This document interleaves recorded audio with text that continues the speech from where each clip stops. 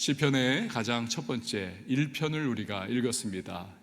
이 1편에 보면 두 종류의 사람이 나오죠. 복 있는 사람 그리고 악인이 등장을 합니다.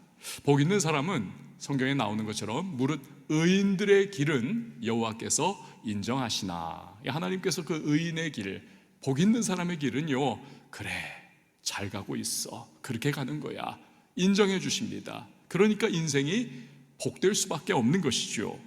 3절 말씀을 보면 그들이 어떻게 되는지를 우리에게 잘 묘사를 해주고 있습니다. 우리 3절 함께 읽어봅니다. 시작. 그는 시냇가에 심은 나무가 철을 따라 열매를 맺으며 그 잎사귀가 마르지 아니함 같으니 그가 하는 모든 일이 다 형통하리로다. 아멘. 때로는 비가 내리지 않아서 정말 바짝 마르고 나무들이, 식물들이 다 고사해버리는 그러한 상황들이 펼쳐질 수가 있습니다. 그러나 시냇가에 깊이 뿌리를 내리고 탁 서 있는 나무 결코 메마르지 않습니다. 푸르른 그 나뭇잎을 자랑합니다. 때를 따라 결실을 풍성하게 내어놓게 되는 것입니다. 하나님이 인정해 주시는 복 있는 사람, 복 있는 인생, 그렇게 된다는 것이죠. 형통한 인생이 되는 것이고, 때로는 고난과 고통과 슬픔의 계절이 찾아온다 할지라도 나중에 돌아보면 정말 결국에는 잘 되는 인생으로 마무리하게 해주신다는 것입니다. 성경을 이렇게 묵상하다가 그 성경 인물 중에 누가 그 대표적인 인물일까? 버뜩 떠오르는 건 당연히 요셉이 떠오르지 않습니까? 형들의 박해를 받습니다. 애굽의 노예로 팔려갑니다. 무진고생을 하고 심지어는 감옥에 갇힙니다. 그런데 나중에 보니 어떻습니까? 눈물이 있었고 뼈저린 아픔이 있었고 배신으로 말미암아 통곡했고 그 부모의 집에서 있었던 그 기억을 생각하면서 정말 너무나 애잔한 그러한 시간들을 그는 처절하게 보냈죠. 그러나 나중에 보니까 형통한 인생이었고 결국에는 잘 되는 인생, 이게 요셉 아닙니까? 아버지 야곱이 죽기 전에 요셉에 대해서 예언적인 유언을 남깁니다. 신기하게도 그를 오늘 본문에 나오는 시냇가에 심긴 나무로 그렇게 묘사를 합니다. 창세기 49장 22절에 보면 요셉은 무성한 가지 곧 샘 곁의 무성한 가지라 그 가지가 담을 넘었도다. 높디 높은 박해의 담이 요셉 앞에 떡하니 버티고 있었습니다. 고통과 고초의 담, 정말 뛰어넘을 수 없는 그러한 성체와 같은 담이 그 앞에 버티고 있었습니다. 절망의 담벼락이 놓여져 있었습니다. 그러나 그 모든 담들을 다 훌쩍 넘어서는 가지와 같은 인생, 이게 요셉의 삶이었다라는 거지요. 그리고 그것은 그가 시냇가에 심기운 나무 같은 인생이었기 때문이다 라는 거죠. 사랑하는 여러분, 저도 그리고 여러분들도 하나님이 다 인정해 주시는 정말 복된 인생들이 되실 수 있기를 바랍니다.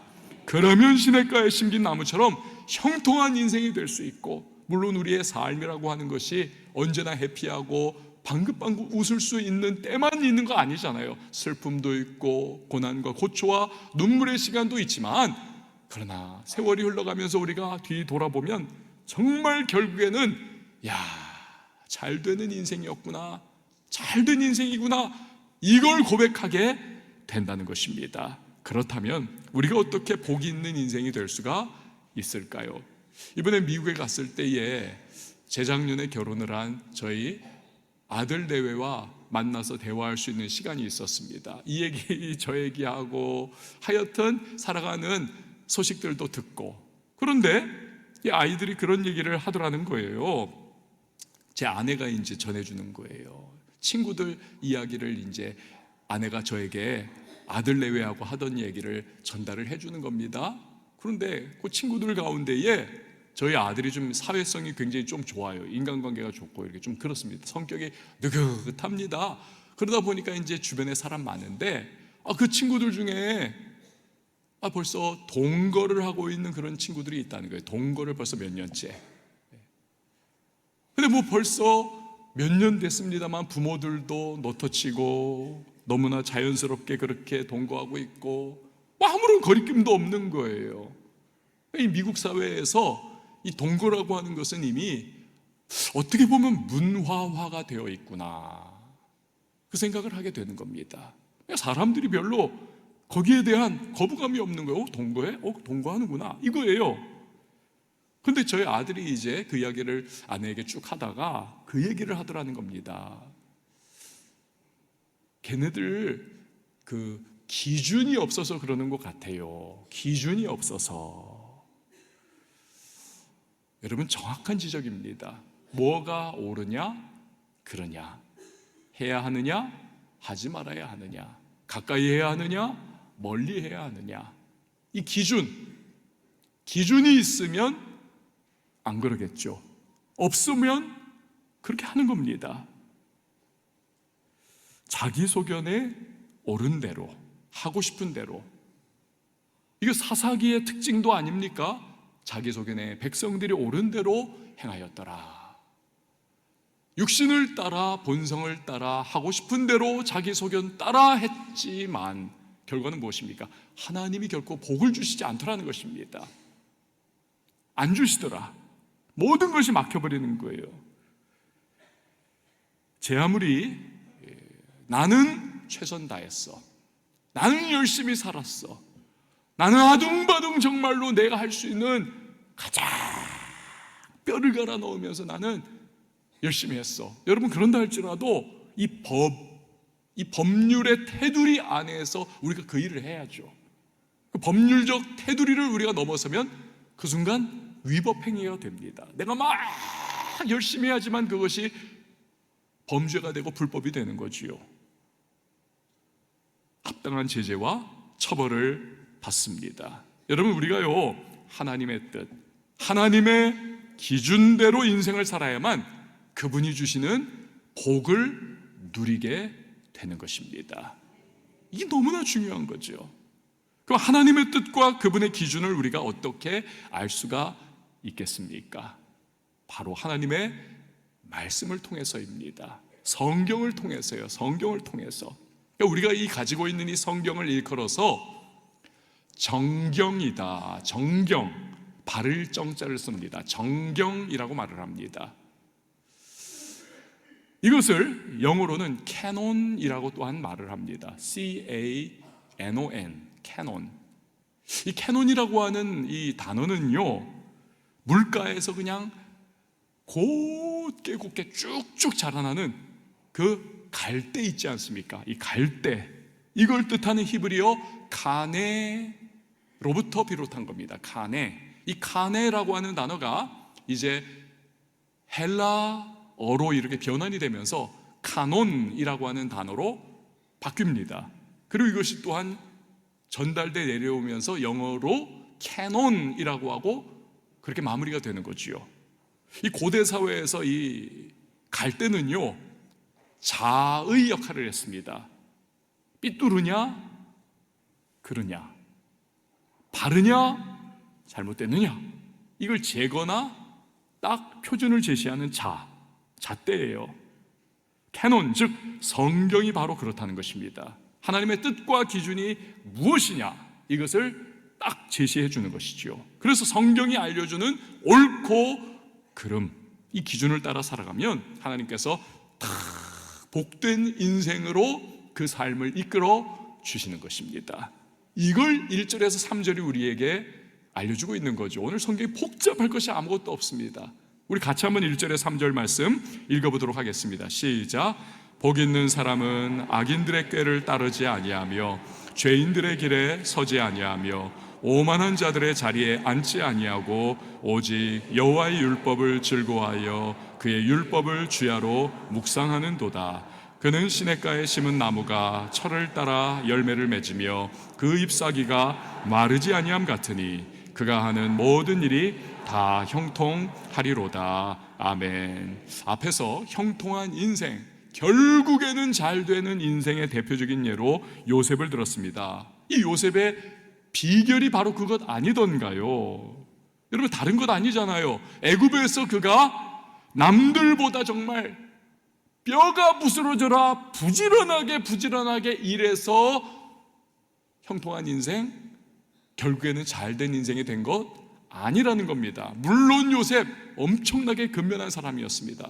그것이 그러나 근본 원인 아니었다는 거죠. 윗사람들의 심기경호를 잘하고 그 얼굴빛 딱 보면서 오늘 내가 저분들 밤새 뭔가 고민거리 가득한 것 같은데 내가 좀 마음 좀 토닥여줘야 되겠다, 이렇게 처세술에 능해가지고 그가 잘된 것 결코 아니라는 것입니다.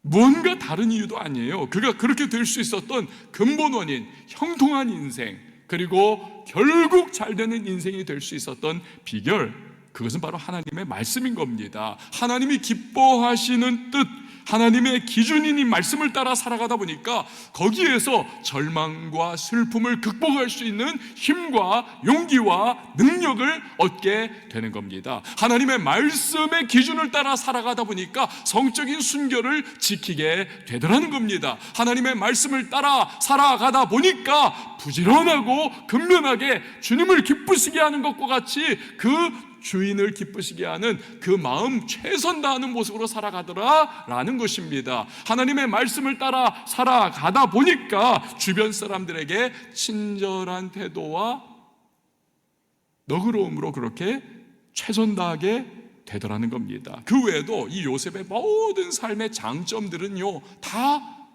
같습니다. 성경 말씀을 따라서 연단받고 단단하게 그가 훈련되어 보니까 그의 인격적인 장점들, 그의 삶의 모습들, 태도, 이게 다 그렇게 형성이 되어 가더라는 겁니다. 결국 그것이 요셉을 복된 인생 되게 하더라는 거죠. 시편 105편 19절이 그것을 우리에게 강조를 하고 있는 겁니다. 곧 여호와의 말씀이 응할 때까지라 그의 말씀이 그를 단련하였도다. 하나님의 말씀이 요셉을 단련했다는 겁니다. 하나님의 말씀이 애굽에 끌려갈 때도 하나님의 말씀 때문에 그걸 견뎌내고, 종살이 할 때도 하나님 말씀 때문에 그걸 견뎌내고, 억울하게 감옥에 던져져도 말씀 때문에 그것을 견뎌내고, 일약 스타덤에 올라가지고 그가 애굽의 국무총리가 되어도 말씀 때문에 교만하지 않고 자기 위치 벗어나지 않고 하나님만 또 바라보면서 그렇게 가더라는 거예요. 말씀이 그를 단련했습니다. 이번에 갔을 때 미국에 사는 교포와 함께 식사를 할 수 있는 시간이 있었습니다. 이들 부부는 일식당을 운영하는 분들인데요, 20년 됐습니다. 지금부터 일식당 운영한 지 딱 20년 된 거예요. 만감이 교차 않다는 겁니다. 그리고 정말 하나님의 은혜입니다, 그 고백을 계속 구구절절 하는데 제가 질문 드렸어요. 뭔가 에피소드가 많았을 텐데 그 중에 딱 떠오르는 거 뭐가 있습니까? 이 이야기를 해주더라고요. 처음에 이분이 일식집을 오픈을 할 때 이분은 뭐 일식, 생선, 뭐 이런 거, 스시, 사시미 이런 거 전혀 완전히 백지 상태였다는 겁니다. 아무것도. 이분은 평생 생선을 또 먹지 않는 분이에요. 생선. 부산에서 태어났는데 또 생선 안 먹는 분은 처음 봤어요. 근데 그렇다는 겁니다. 그런데 일식집을 운영했어요. 이유는 단 한 가지. 친한 선배 형님이 야, 나만 믿고 따라와, 우리 동업하자, 내가 다 할 수 있어, 나만 믿어. 그래가지고 그 사람 믿고는 같이 한 거예요, 일식집 오픈을. 근데 얼마 못 가서 문제가 탁 터졌습니다. 그 나만 믿어 했던 선배 형님이 뇌출혈로 그만 콱 쓰러져 버린 겁니다. 병원에 실려갔습니다. 문병을 갔습니다. 이거 어떡하나 했는데 형님이 말을 하더래요. 나 괜찮아, 얼마 후에 곧 나 회복돼 나가서 다시 운영에 전혀 문제 없을 거야. 그게 됩니까 여러분? 뇌출혈로 쓰러졌는데 복귀가 안 되는 거예요. 졸지 이분이 생선 한 번 안 먹어봤죠. 생선 한 번 안 잡아봤죠. 일식집의 이응도 모르죠. 이분이 직접 조리도 해야 되고 운영도 해야 다 하게 된 겁니다. 큰일 난 거예요. 큰일 난 거예요. 그런데 더 큰 일은 뭐냐? 이분에게 알러지가 있는데 하필이면 생선 알러지입니다. 그래가지고 생선을 못 먹고, 생선을 조리를 하다가 자르다가 생선이 이렇게 딱 어디 닿기만 하면 퉁퉁 붓고 막 건지럽고, 별 알러지가 다 있어요. 여러분, 이거 정말 아이러니 아닙니까? 그러니까 인생에는 참 아이러니가 있어요. 아이러니가. 하지만 뭐 어떡합니까? 눈 뜨고 망할 수는 없잖아요. 투자했는데. 그러니까 자기가 직접 조리사도 하면서 서빙도 하면서 계산도 하면서 다 거길 막 손님을 받는 겁니다. 헌데 보나마나 뻔하죠. 아니, 생선을 요리를 하면 자기도 맛을 보면서 이게 정말 맛있나 이런 것도 평가해 가면서 해야 되는데, 맛을 안 보고 맛을 못 보지 않습니까? 생선 알러지가 있으니까. 그러니까 뭐 이게 생선이 제대로 요리가 될 수도 없고 맛이 있을 리도 없고, 안 나가야 될 부분도 막 나가게 되고, 아무것도 모르니까 이거 막 컴플레인이 쏟아지는 거예요. 100이면 100. 당신 이거 스시 맞냐?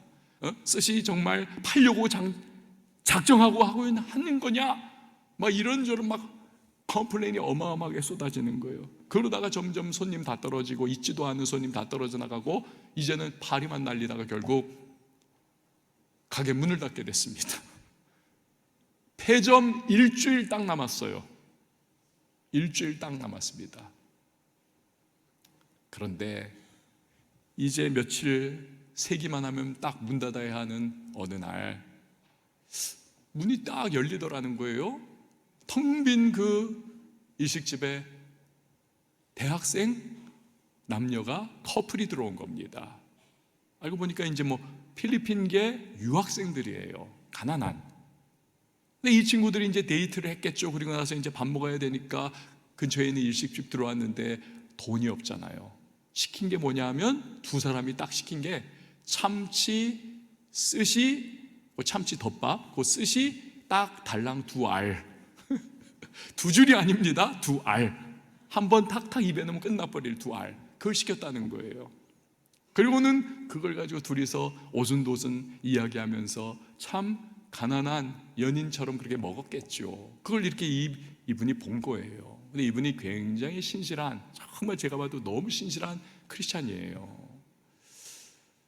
그 여자애가 이제 화장실을 잠깐 갔는데 남자애가 재빨리 와가지고는 없는 돈, 있는 돈 끄집어내가지고 그걸 계산을 하더랍니다. 그래서 이분이 이야기를 했어요.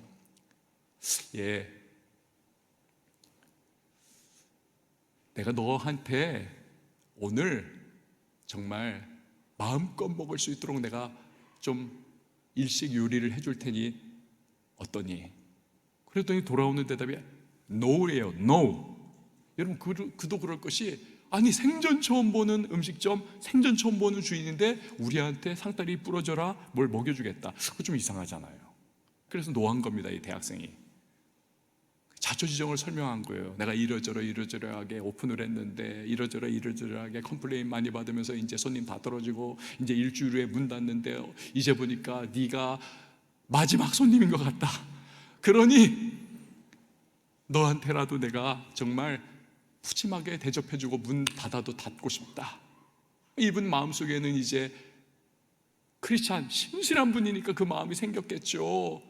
대접받거든 대접해줘라. 나그네를 대접해라.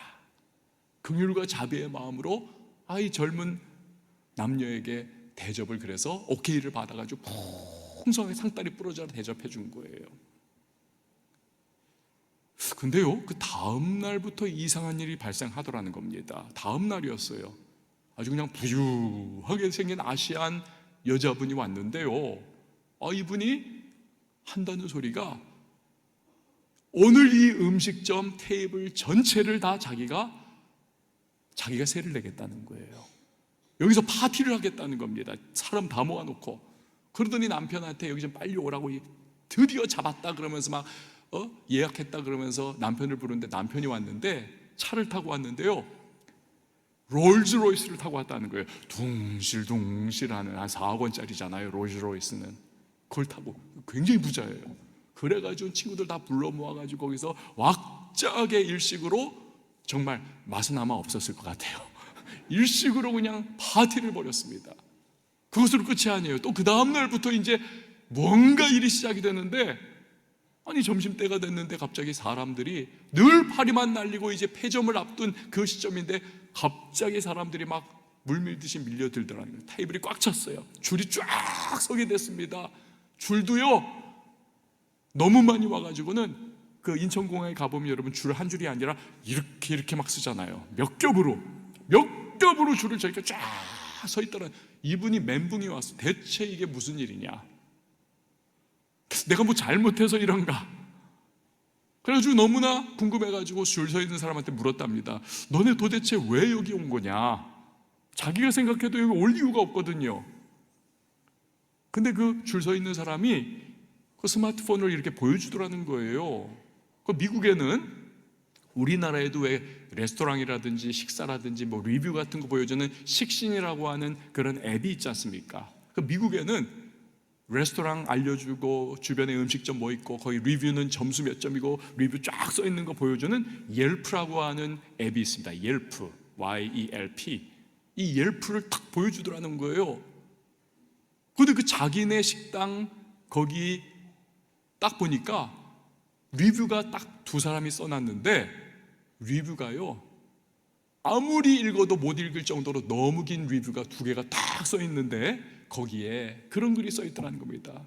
우리는 필리핀에서 온 가난한 유학생들인데 돈이 없어가지고 그냥 참치 스시 2알 시켜가지고 나눠 먹고 있는데 이 주인 너무 나이스하고 너그럽고 너무나 친절하고 너무나 정말 마음이 따뜻한 주인이 우리에게 공짜로 상다리가 휘어지도록 배가 터지도록 일식을 우리에게 대접을 해줬습니다. 막 이러면서 쫙 세상에 이런 사람이 있습니까 하면서 블라블라블라 막 써놨다는 거예요. 그러니까 거기에 이제 그 리뷰를 본 사람들이 막 난리가 난 겁니다. 야, 세상에 이런 착한 사람들이 있나? 세상에 이런 주인이 있나? 요즘 같은 세상에 이런 사람이 있다니. 막 그러면서 밑에 또 대댓글이 쫙 갑자기 엄청난 사람들이 그 댓글들을 보고 그 리뷰를 보면서 그래가지고는 이 음식점이 그 옐프라고 하는 앱, 그 도시 수만 개 음식점이 있었겠죠. 그 중에서 넘버원이 되어버린 거예요. 탁 뛰어올라 버린 거예요. 하루 만에. 그래가지고 그걸 본 사람들이 대체 이 집은 어떤 집이냐 해가지고 물밀듯이 그렇게 밀려와가지고 줄을 이렇게 막 쓴 거예요.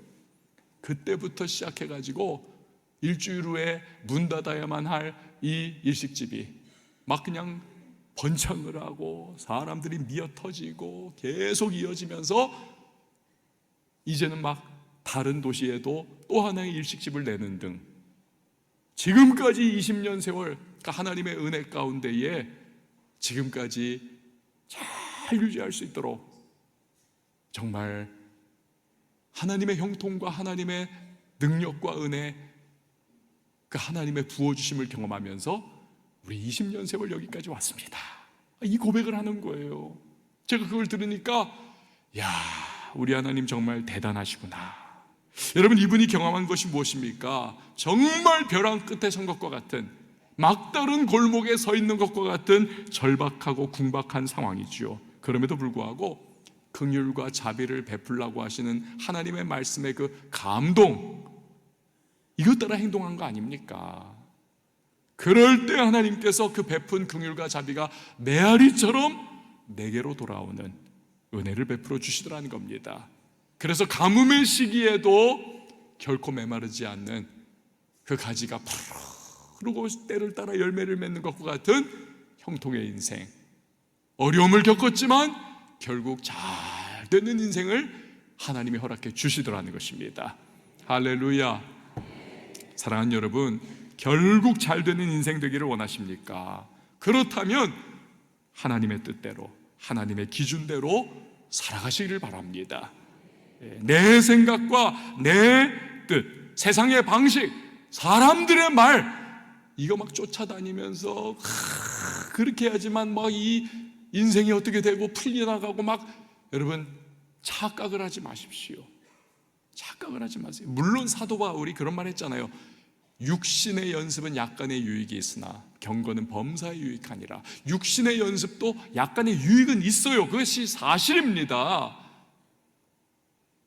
우리가 정말 세상 사람들이 성공하는 그 성공 원리를 따라서 일을 하고 그렇게 나가면 좋은 결과를 맛볼 수도 있어요. 또 세상 사람들은요, 예수 없는 사람들은, 하나님 없는 사람들은 그 길로 나가는 수밖에 없고, 그렇게 가지고 엄청나게 소위 세속적 성공을 이룬 사람들도 있습니다. 많아요. 그러나 하나님이 그걸 그냥 내버려 두시죠. 왜? 그들에게는 하나님이 없고 이 세상이 모든 것이기 때문에. 하지만 하나님의 백성인 저와 여러분, 영원한 천국을 바라보고 살아가는 저와 여러분에게는 하나님이 똑같이 대하시지 않으십니다. 그게 문제예요. 우리가 세상 방법, 내 생각과 내 뜻, 사람들이 권하는 그 방법대로만 우리가 막 나가다 보면요, 반드시 하나님께서 우리에게 손을 대십니다. 그냥 놔두시질 않으세요. 사람 막대기와 인생 채찍으로 우리를 건드십니다. 왜? 우리를 사랑하기 때문에, 우리를 내버려 두지 않으시기 때문에, 자녀이기 때문에 그렇습니다. 그러나 우리가 하나님 말씀대로 살아갈 때 시냇가에 심긴 나무처럼 반드시 복 있는 인생이 될 줄 믿으시기를 바랍니다. 천만인이 넘어지고 쓰러지는 상황에서도 여러분, 하나님의 말씀, 그 뜻을 따라 살아가는 사람은 반드시 하나님이 주시는 형통을 맛보게 될 것이고, 고난과 역경이 있다 할지라도 나중에 보면 결국 잘 되는 인생이 되고야 말 것입니다. 사랑하는 여러분, 하나님 말씀 꽉 붙들 수 있기를 바랍니다. 또 하나, 말씀대로 산다는 것은 예수님 따라 살아간다는 것입니다. 예수님 따라 살아간다는 것. 왜 그렇습니까? 요한복음 1장에 보면 예수님은 이 땅에 오실 때 말씀이 육신이 되어 오신 분입니다.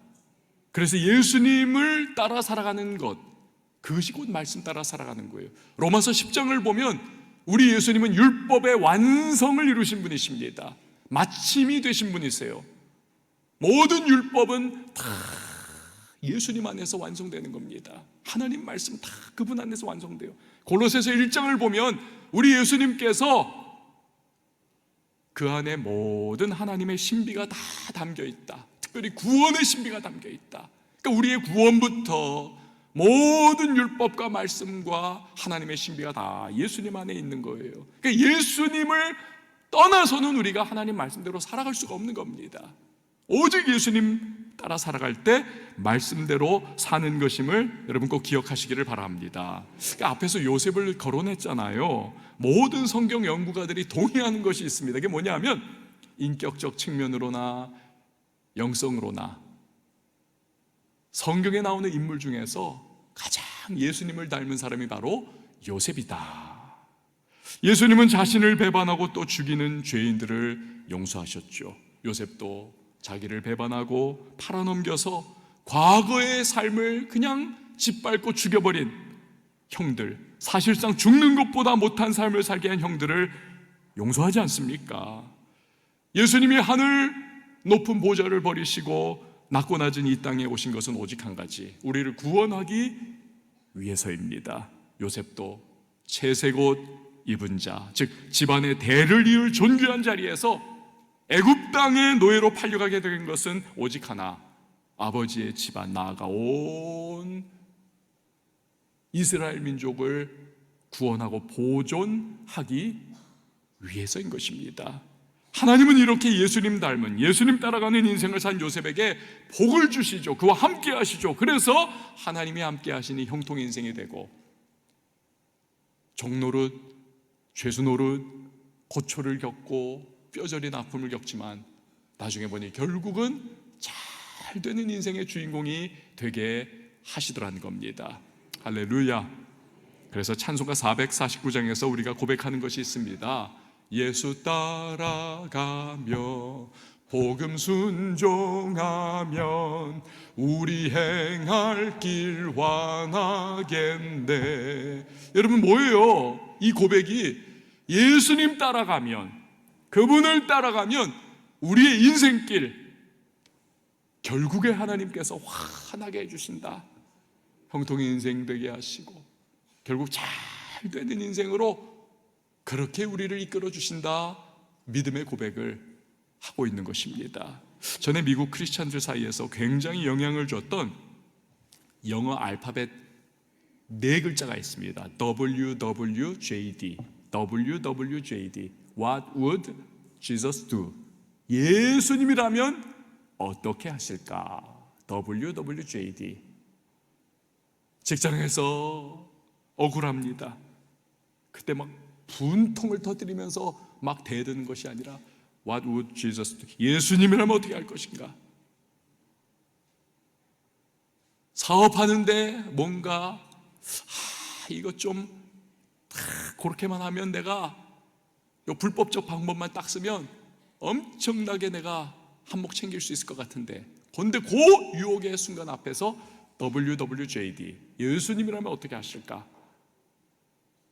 막 인간관계에서 열통이 터지는 일이 생겼어요. 그대로 갚아주고 싶습니다. 근데 그 순간 떠올리는 거예요. WWJD 예수님이라면 어떻게 하실까? 이 미국의 크리스찬들이 예수님을 따라 살아가는 법을 우리가 배워보자. 그게 WWJD예요. 여러분, 우리는 어떻습니까? 우리 예수님 따라 살아가고 있나요? 문제는요, 예수님을 알아야 예수님을 따라가죠. 우리가 착각하는 것이 있습니다. 우리가요, 나 예수님 알아 말을 합니다만